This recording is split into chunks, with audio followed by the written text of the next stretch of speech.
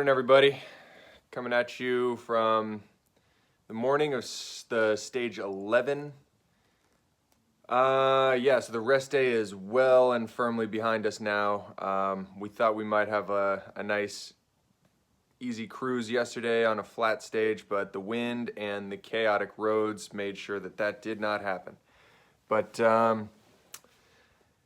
I wanted to give you guys a little peek into the road book, and I'm doing this in the morning because it is a cardinal sin to look at the day ahead before that actual day. What you want to do is, in the tour, the only way to get through it is you gotta, once that stage is done, you gotta shut your brain off, not think about cycling, not think about, tomorrow, and then once tomorrow comes, you prepare for that day. So, let's take a look at what we have today. So here's the race book. Everyone's given this at the start of the tour. And actually, what I used to do with all the other tours I've ridden was I would tear out the pages of each stage that we had completed. So by the time we got to Paris, the book would get thinner and thinner, and then, by the end it was wafer thin and you just throw it away. And it kind of gave you morale throughout because you kind of see the book getting thinner. I gotta say, I really regret doing that now because it would be cool to have just had like a whole catalog at home of just 9 of these road books, and you can go look back and be like, oh, what climbs did we do in the 2011 tour? Or, let's take a look at 2013, see what, where we went. Let's learn about the region. I don't know. Just, it would have been cool to keep. So here's the start of today's stage. You got just some advertising there. But this page is kind of fun. It just gives you a little bit of information on the start town, a little bit of information on the finishing town, what the cycling is and the sport and culture, the sights, the gastronomy, distinctions of the town. This is the most beautiful beach in La Roche area, final 3K. So yeah, if you're interested, you can read up on that. But we're more interested in this stuff. So this is the map, start, finish. So usually when you see this green area, that we kind of like that because that means it's foresty. There's a lot of trees, which means that you're going to get a lot of shelter from any wind that's going to be on the forecast for the day. Once moving into this white area, that typically means it's more open, less forest, no trees, so you could be a bit more exposed to the wind.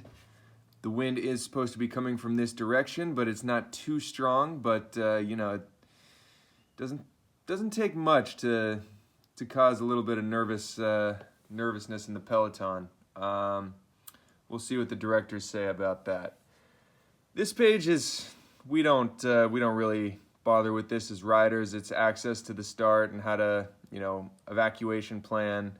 So that's important for the bus drivers and the directors and the staff, but us riders, we just put in our headphones and hop on the bus and trust that they know how to get us to where we need to be.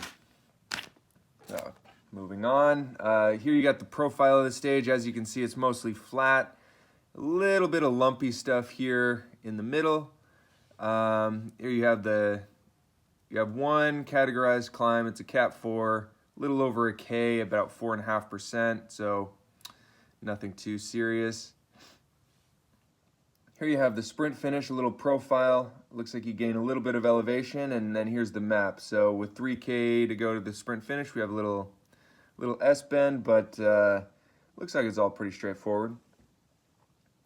Now here you got a timetable. It predicts the average speed, so if we do 46 to 42K an hour, it predicts the exact time that will reach each part of the course. So any towns along the way, you got the GPM here. It says, it says we could get there anywhere from 339 to 350.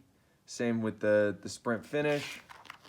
And then all the way to the actual finish, it says we should be finishing anywhere from 5:15 to 5:45.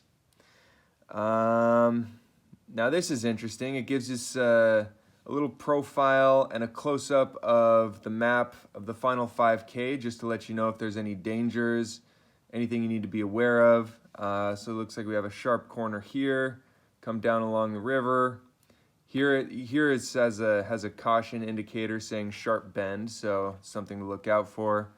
Yeah, a little corner here, and it looks like a straight run into the finish from the 1K to go mark. But if you look down here, from about 3 to 2K to go, it looks like we gained some elevation. Looks like about 50 meters in a K, a little more.